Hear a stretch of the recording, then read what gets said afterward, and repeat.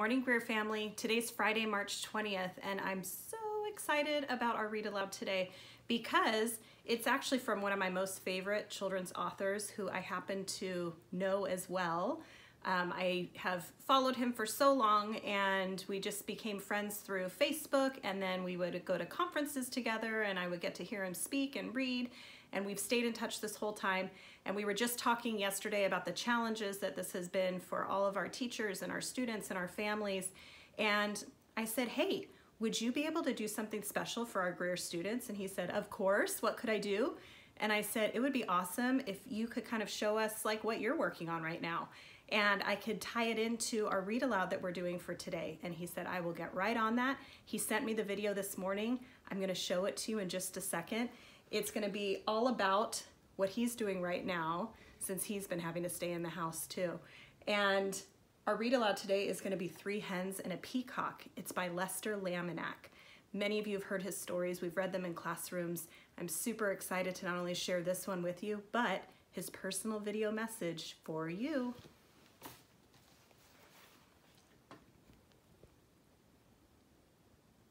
Here we go.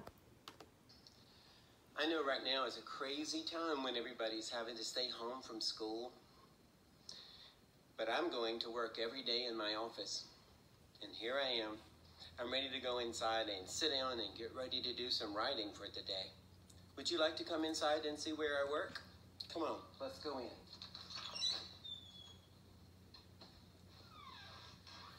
This is my office.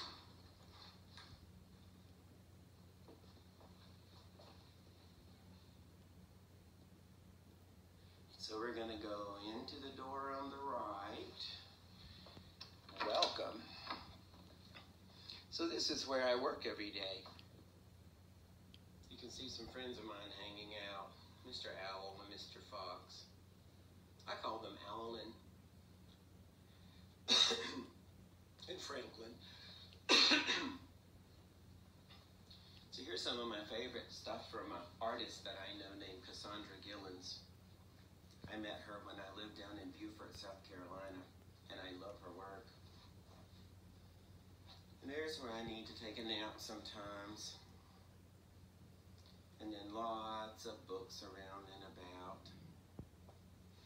There's my desk where I sit and work. And some more books. And some art from my granddaughter. Some more of my friend Cassandra's work. And there are my saxophones. I learned to play saxophone when I was in elementary school, and I played all the way through college. And this is my library where I keep all of my books and a couple of old typewriters that I used to use a long time ago before we had computers. That was a hard time, wasn't it? It's hard to imagine. And here's some art from pictures from books I've written, and pictures of my son long ago, and some art from Mem Fox's books. She's one of my favorites. And some peacock pictures because I wrote a book about peacocks. And there's Mr. Bear. He hangs out with me sometimes.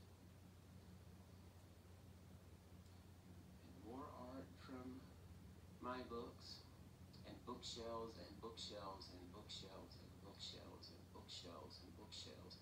Ooh, and a stack of books I haven't put away yet. A little bit of a mess there, isn't it?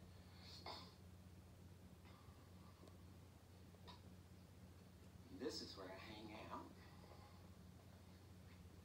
And this is where I have meetings sometimes. And that's a flute. I decided this year I should try to learn something new that I have never done before. So I'm trying to learn how to play a flute. You can look over here and see that I'm learning how to put your fingers on the right keys and make the right notes. So I haven't learned very much yet, but I'm working at it.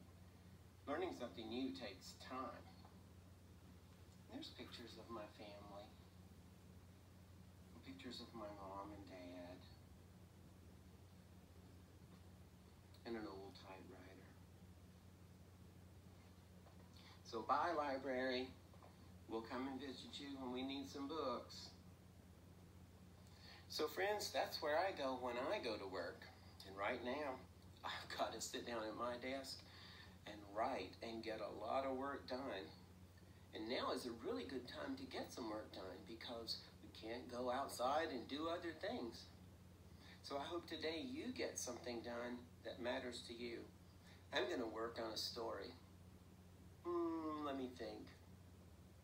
Today I think I'm going to work on a story called 3 Hens and a Peacock and the Enormous Egg. If you know a story called 3 Hens and a Peacock, then this is the one that comes after when you find out what's inside that great big box at the end of the story. I hope it gets to you soon. Bye now. Have a great day.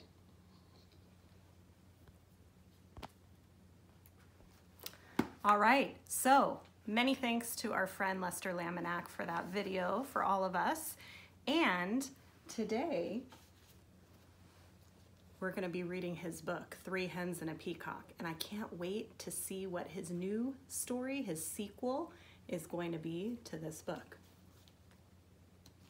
So, Lester Laminack is the author, and it's illustrated by Henry Cole.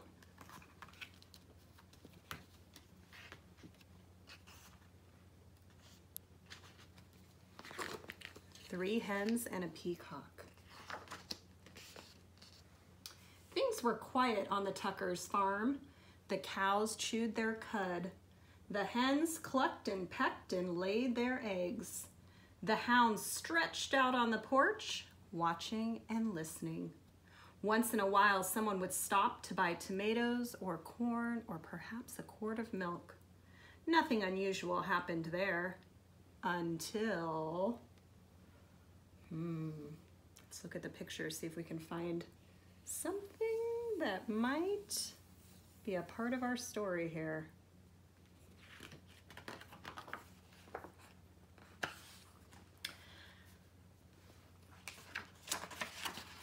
I turned the wrong page. That peacock showed up. Look at that, inside the box came a peacock. The cows and the hens and the old hound kept right on doing what they'd always done. But that peacock had never lived on a farm. He had no idea what to do. So he spread his fancy feathers and set to shrieking. Eventually, the peacock wandered down the road. When cars whizzed by, he shook his feathers and cried out in his loudest voice. Of course, folks stopped for a closer look.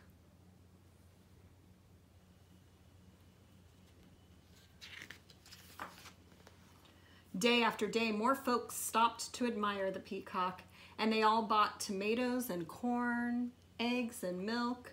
Business on the Tuckers' farm was booming. Everyone seemed happy to have visitors stopping by.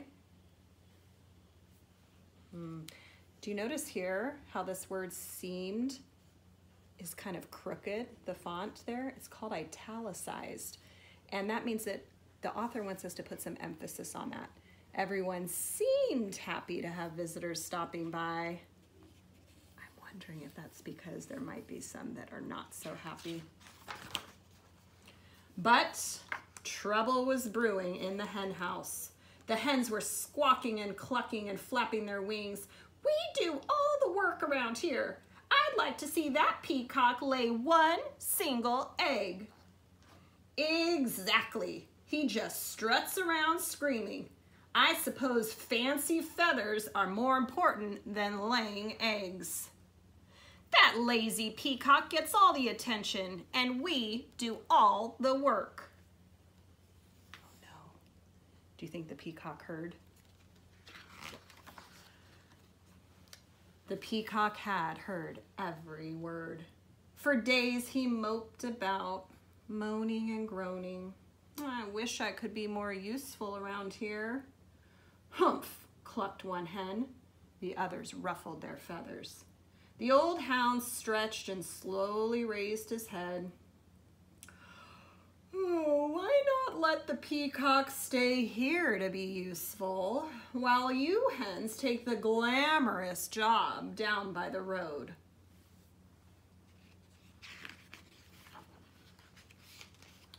The three hens began clucking to one another. What a wonderful plan! Yes, it's a fabulous idea. Oh, ladies, we must fancy up our feathers tonight. And nothing but our brightest beads, bangles, and bows. We'll stop traffic for sure. Why, you girls know I can strut with the best of them. The peacock perked up. Let's do it, he declared. Tomorrow I'll stay here, sit on a nest, and cluck. And we'll get all gussied up, said the hens. We'll be so glamorous.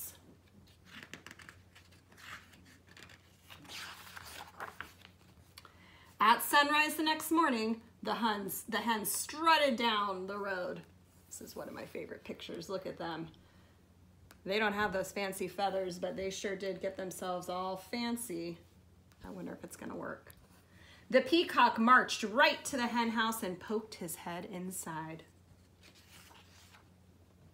The hens flocked by the road waiting for a car. When they saw one approaching, they clucked and squawked and flapped their wings in a flurry of feathers.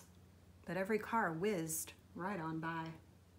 The peacock sucked in his tummy and wiggled from left to right, trying to squeeze through the tiny hen house door. His front half was in, his back half was out. Uh-oh. How's he gonna work on eggs doing that? Down by the road, those hens tried every chicken trick they knew. Still, no cars stopped by. Finally, the peacock made it into the hen house. He held his breath and pushed with all his might. But no matter how hard he tried, he could not lay a single egg. Not one. The old hound stretched out on the porch, watching and listening. What's that peacock doing in the hen house? Asked Farmer Tucker. Who knows, said Mrs. Tucker. And what are those hens doing down by the road? Not a one of them is up here laying eggs. Well, the way things are going, we aren't likely to have anyone buying eggs today, said Farmer Tucker. We need that peacock down there stopping cars.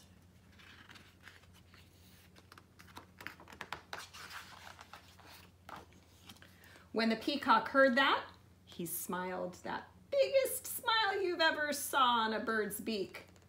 I am helping, he thought. He squirmed back and forth until he popped out of the cramped hen house. Then he trotted off to find the hens. The exhausted hens were all clucked out. Every feather was out of place. What a day. We couldn't get one car to stop. It's true. Why, most of them didn't even slow down.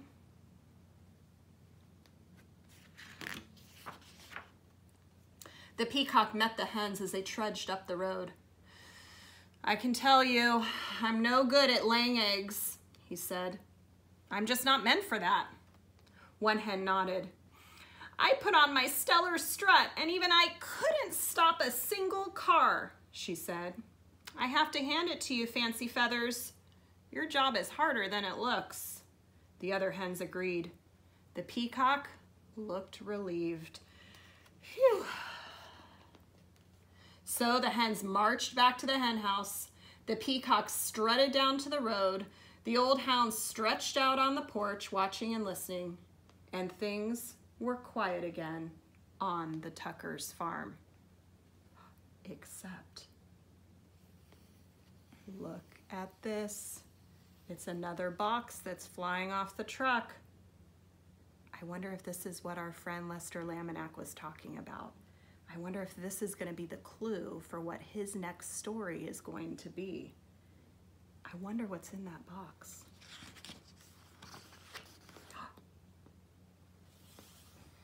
An enormous egg. I wonder what's inside that egg. We're gonna have to wait and see. what Lester writes about. I can't wait. Can you? So this book, one of the reasons I really enjoy it is because it helps us develop a respect and appreciation for other people that we might not have had before. So in this story, the hens thought, how easy is it to just have pretty feathers and strut around and attract all of that attention that was helping the farm be so successful? They kept thinking, what a piece of cake, we can do that. Were they able to do that? Not so much. Did they realize that it was actually hard work standing out there holding up your feathers, trying to get the cars to stop by?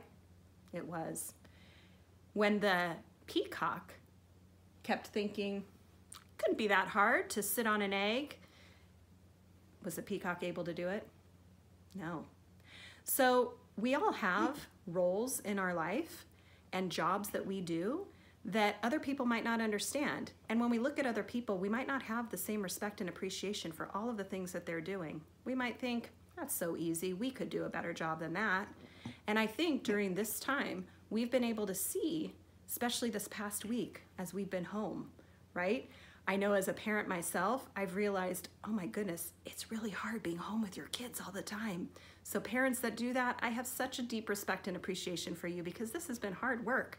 And I know for the parents that have also been home, including me, that have their kids that they are trying to help develop some enrichment activities for to keep their brains growing, I think we all have a newfound respect for all the work that the teachers and the sites put in to helping create those learning for our students. So I think we're learning about all of this right now as well. And as I ran over to the grocery store this morning to try to get a few more things, I realized I have a newfound appreciation for all of those people that are working at the grocery stores, helping keep those shelves stocked.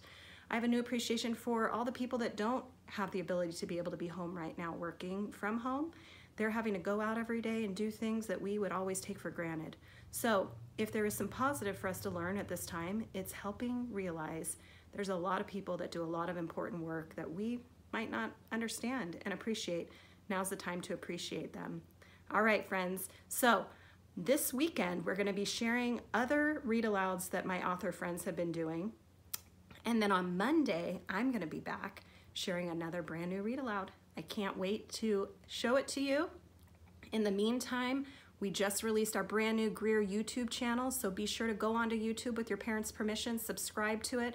Parents, we have put so many resources up there for you to help with this, and we can't wait for you to check it out. All right, everyone, have a great Friday, and we will see you soon.